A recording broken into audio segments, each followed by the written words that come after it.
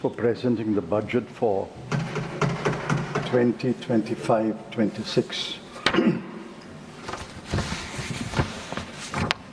There ought to be a philosophy behind the budget. But I cannot divine one in this budget. I shall not attempt to do so, because after going through the budget speech and the budget numbers, I believe there is no philosophy behind the budget. It is obvious that the budget was politically driven. I shall not elaborate upon that, but I congratulate the Finance Minister for achieving one of her objects a couple of days ago. Congratulations, Finance Minister. I would like to start on an unusual note. The Finance Ministers asked this House to appropriate 20,517 crore for the Ministry of External Affairs. Usually the MEA does not figure in a budget speech, but I want to start with the MEA. I'll tell you why. In 2023-24, the past year, we allocated 28,915 crore. In the current year, the revised estimate is 25,277 crore, almost 3,600 crore less in the current year. And for next year, the Finance Minister is asking for only 20,517 crore, another 5,300 crore less. I wish the External Affairs Minister is here. I suspect that, and I hope not, I suspect that the Finance Minister is doing a Elon Musk on the External Affairs Minister. Somebody must explain. Are we shrinking our world presence? Are we closing down embassies? Are we closing down consulates? Be that as it may. A more serious aspect of the MEA. MEA stumbled badly in the last week, and I say that with responsibility. It's now clear that the United States informed India about the deportation. They gave a list of deportees. India verified the list and confirmed that 104 or so names are Indian citizens. So this was not a surprise to us. It was a surprise to the rest of the people. The deportation was known to the MEA. The External Affairs Minister met Secretary of State Rubio a few days before the deportation, and that was all published in the newspapers. I asked the government, did the External Affairs Minister raise the matter with Mr. Rubio? Did he know about the SOP? He told this House the SOP has been in place for many years, since 2012. If he knew about the SOP, did he protest the SOP to the Secretary of State of United States? Did he know about the SOP requires them to handcuff, tie the legs with ropes and mask? If he knew about it, did he protest to Mr. Rubio? If he did not protest, why did he not protest? And the most important question, did the External Affairs Minister... Are you yielding? Are you yielding? I'm not yielding. I'm only stating on basis of what he said. He can reply later. Did the External Affairs Minister, He can reply later. sir, did the External Affairs Minister offer to Mr. Rubio, we will send an aircraft to bring our Indian citizens back? Yes. Another serious matter, another list of 483 Indians who have been identified as illegal immigrants. I don't know when the deportation will take place. I ask a specific question. Will the government send an Indian aircraft to bring back the Indian illegal immigrants?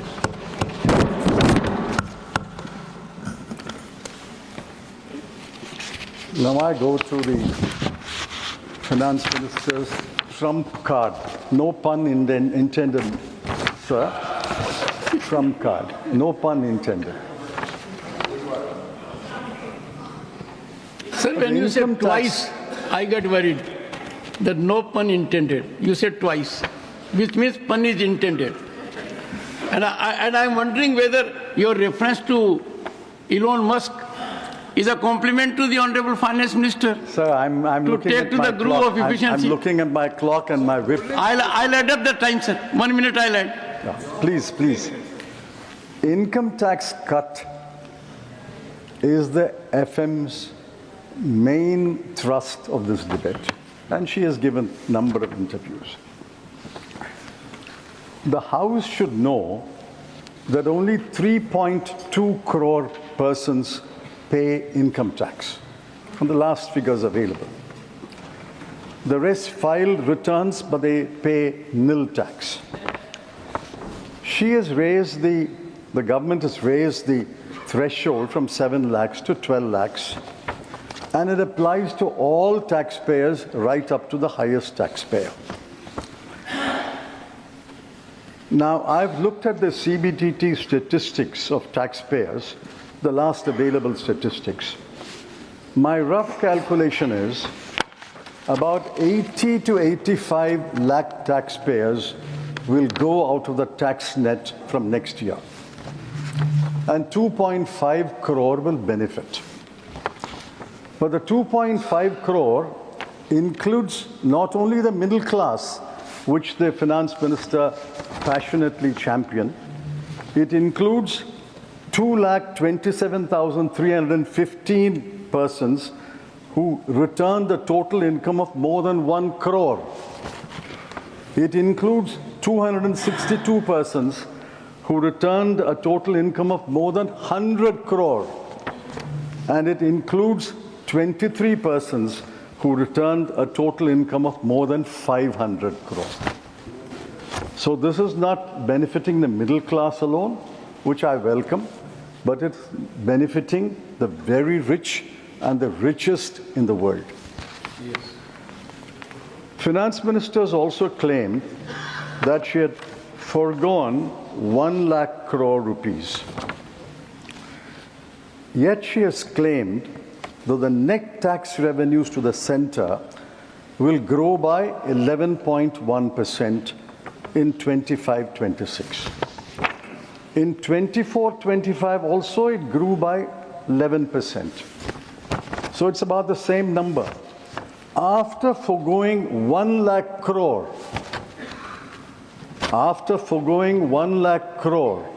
in this budget, how does she claim that the net tax revenues to the center will grow by the same 11%? This is pure magic, not mathematics. I will reserve how this magic unfolds, and I will comment on it later. Secondly, the finance minister says this 1 lakh crore will go into consumption, and that consumption will boost the economy. I find initially a lot of cheerleaders accepted that claim. But in the last 2-3 days, even the finance minister's cheerleaders are becoming skeptical about it. I asked the Honorable Finance Minister, will not part of the 1 lakh crore go into savings? SBI chairman has hoped that part of it will come to him and the banking system. Will not part of the 1 lakh crore go into repaying old household debts? Will not part of the 1 lakh crore go into travel abroad? Will it not go for educating children abroad? And will it not go into consuming imported goods? If you deduct all this, how does the Honorable Finance Minister claim that the entire 1 lakh crore will go into consuming domestic goods and services? It's only consumption of domestic goods and services will boost the GDP rate. And besides, what is 1 lakh crore when compared to the size of the GDP? The size of the GDP this year is 324 lakh crore. 1 lakh crore of 324 lakh crore is 0.3. Are you seriously saying, and are you asking this House to believe, that 0.3% will boost the economy? My humble advice to the Finance Minister is, don't rely on only one engine of growth, consumption. Look at other engines of growth, like exports, capital investment. Those other engines must be revved up.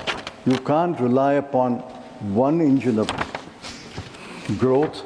Most of this consumption will not go into consuming domestic goods and services. Now contrast what she has forgotten. She remembered the middle class, but I congratulate her for that. But what about the section of the people whom she has forgotten? Look at the plight of Indian households. I'm taking purely from government numbers. Between 2012 and 2024, in the 12-year period, food inflation was 6.18%. Education inflation was 11%. Healthcare inflation was 14%. These have crippled Indian households. Household savings have fallen from 25.2% to 18.4%.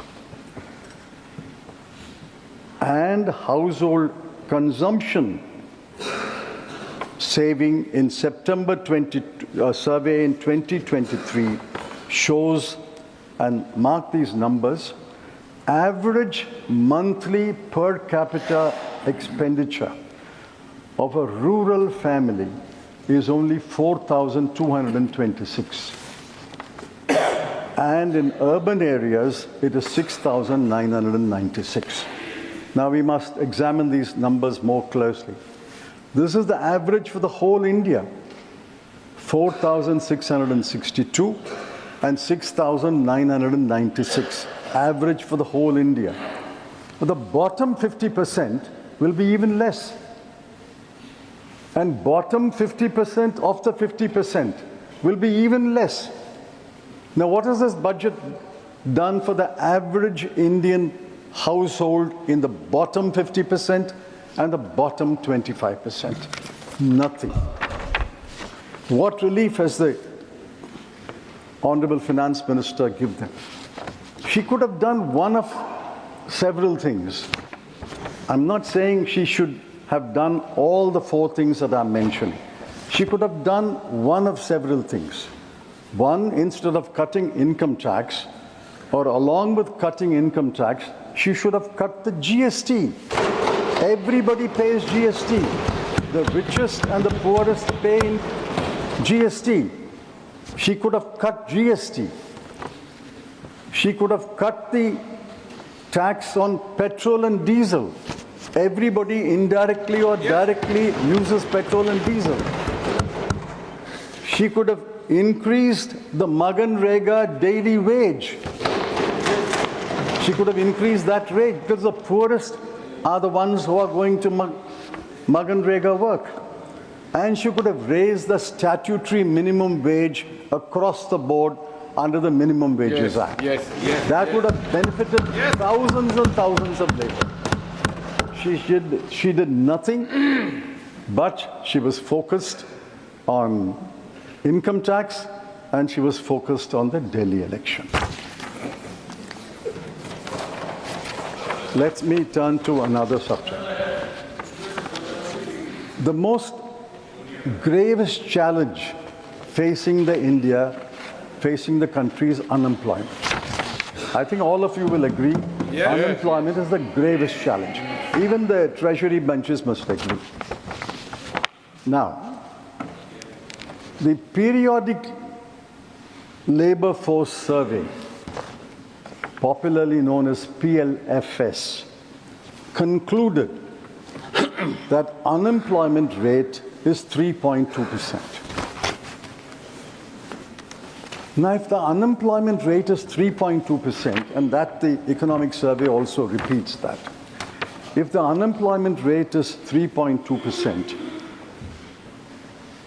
I'm sure the London School of Economics, as well as every other university, teaches us that any unemployment rate less than 5% is equal to full employment.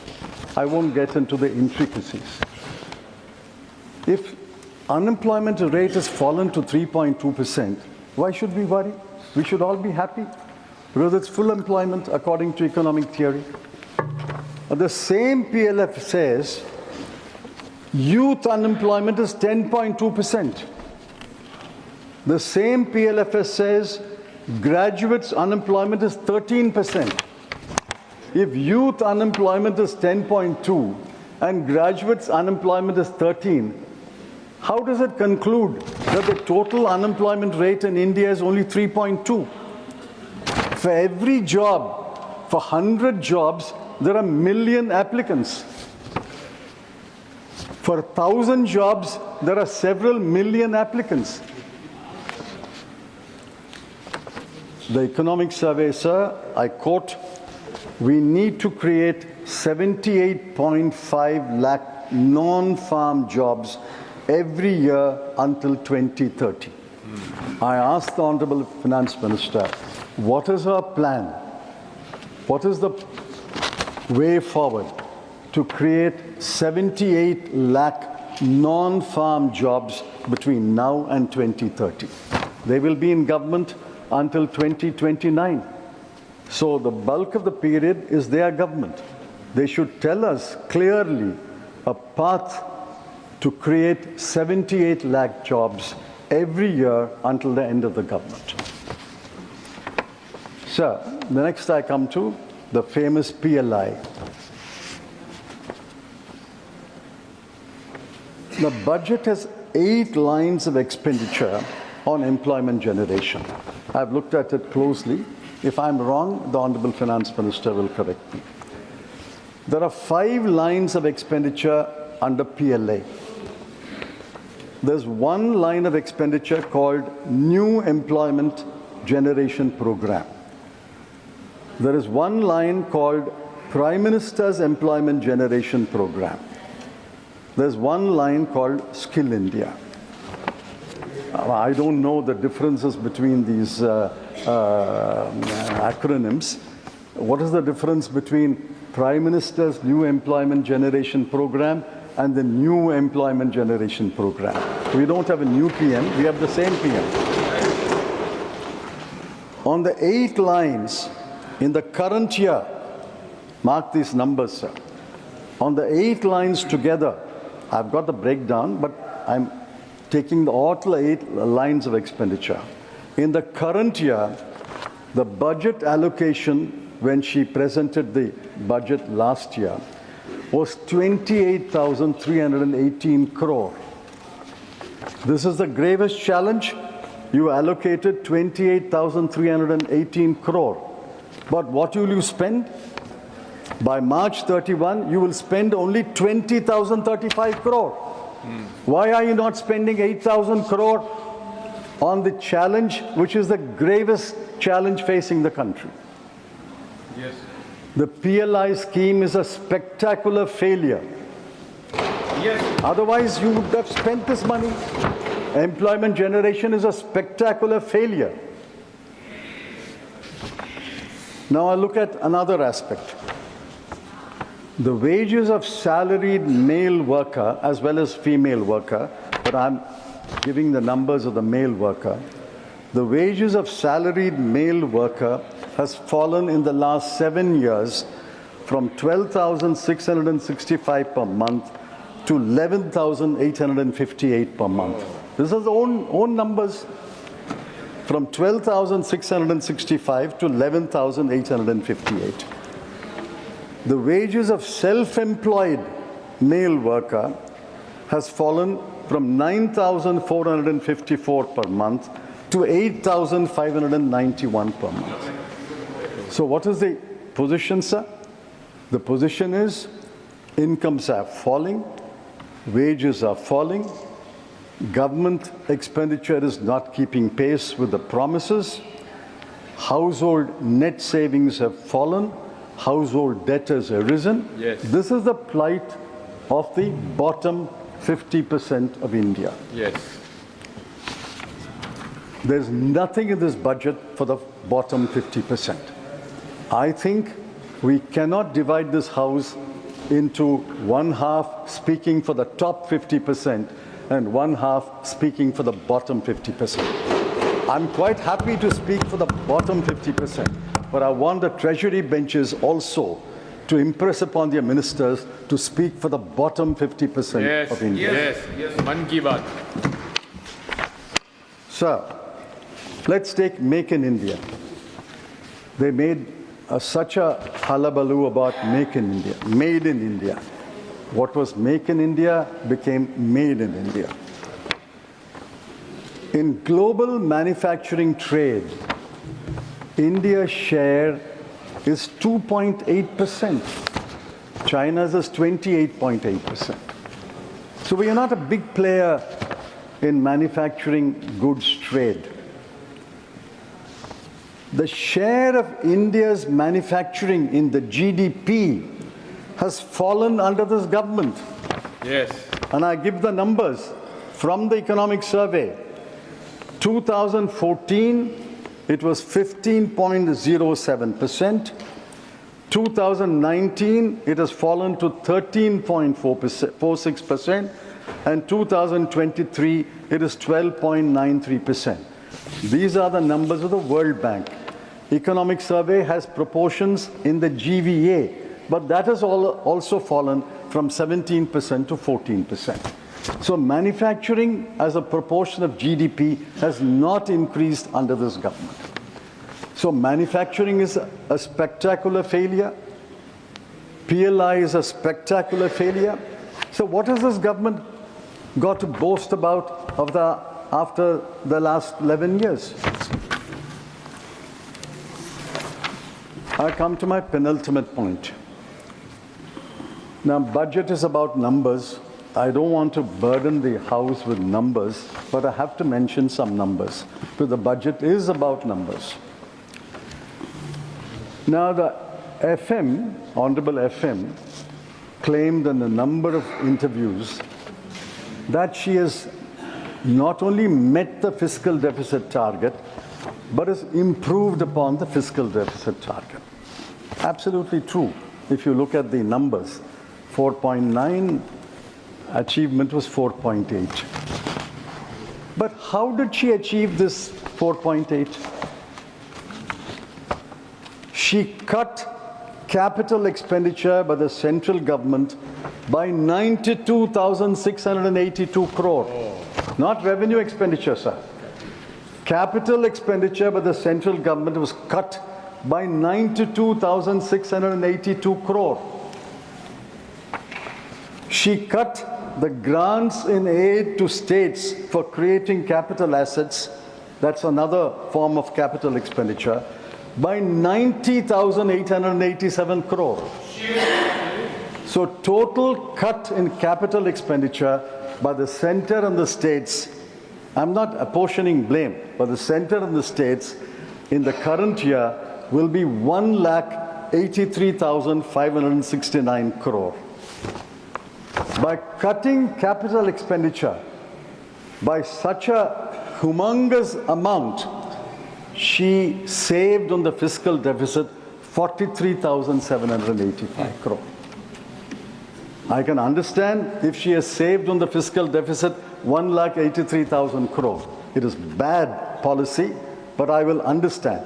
But after cutting 1,83,000 odd crore, she saved about 44,000 crore. Is it good policy? I don't know. Is it good economics? I say no, it is not good economics. Yes. You can't cut capital expenditure and compress your fiscal deficit and say, I have met my fiscal deficit, I've improved my fiscal deficit. On the expenditure side, I want honorable members, all of us are concerned, to look at these numbers. Where are the cuts followed? On health, 1,255 crore. On education, 11,584 crore. On social welfare, 10,019 crore. I wish the Agriculture and Rural Development Minister was here. On agriculture, the cut is 10,992 crore. On rural development, it is 75,133 crore. And on urban development, it's 18,907 crore. Why do you make these cruel cuts? There are other unkind cuts. I won't give the numbers. On Poshan, Jal Jeevan Mission, National Social Assistance Program, Pradhan Mantri Gram Sadak Yojana, Crop Insurance Scheme, Urea Subsidy, PM Garib Kalyan Yojana. And all these programs that have been cuts. The most cruel cuts are, I hope I'm pronouncing this correctly, sir, Anusuchit Jati Yojana. Anusuchit Jati Yojana. 1,340 crore has been cut. Young Achievers Scholarship, 455 crore. Post-Metric Scholarship for Scheduled Caste, 860 crore. Program for Development of Scheduled Tribes, 670 crore. You cut money for Scheduled Caste, Scheduled Tribe, and Anusuchit Jati. And you say, I have reached my fiscal deficit, I've improved my fiscal deficit. Look at the grand announcements in this budget. One grand announcement was Urban Challenge Fund, para 58 of the budget speech. I was impressed. Urban Challenge Fund, 1 lakh crore was announced. What is the allocation? 10,000 crore. Jal Jeevan Mission, para 55 of the budget speech. Jal Jeevan Mission says, we have provided water to 80% of the population of India, and we will provide for the remaining 20%. We are therefore extending the scheme. The budget estimate for the current year was 70,163 crore. Actual expenditure is 22,614 crore. I mean, this is pure magic, sir. You don't spend 1/4 or 1/3 of your money and you claim that everybody has been provided water. Now I come to my last point.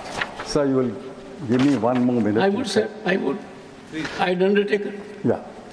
Now what did the CEA say? The Chief Economic Advisor is a reasonably autonomous office. I'm glad the Honorable Finance Minister has given him the freedom to speak his mind and to be frank and forthright. I congratulate the Honorable Finance Minister in the end for that also. What did he say? Get out of the way. Yes. It's all we are saying, get out of the way. In a different context. Deregulate. Deregulation drives growth. Work towards giving to people back their agency and enhancing the economic freedoms of individuals and organizations. What is the response of the Honorable Finance Minister? To get out of the way and to deregulate. Her response is to announce in the budget speech 7 new schemes, 8 new missions, and 4 new funds. Now, where will the money come from these schemes and missions and funds? I don't know, because there's no allocation. Sir, in conclusion, I want to say this. Half a minute. Governance is in the present. There is a government, but I'm sorry to say there is little governance. There is no philosophy, therefore no policies. In 1991, we faced a graver situation. There was a man entered this parliament, entered the North Bloc. Yes. He had an economic philosophy. Yes. He followed it with policies that required wisdom and farsightedness. Dr. Manmohan Singh had them. And I'm urging the Honorable Finance Minister to recapture the wisdom and the farsightedness of Dr. Manmohan Singh. One last question. This is through the Finance Minister to the government. Why have you not conferred a Bharat Ratna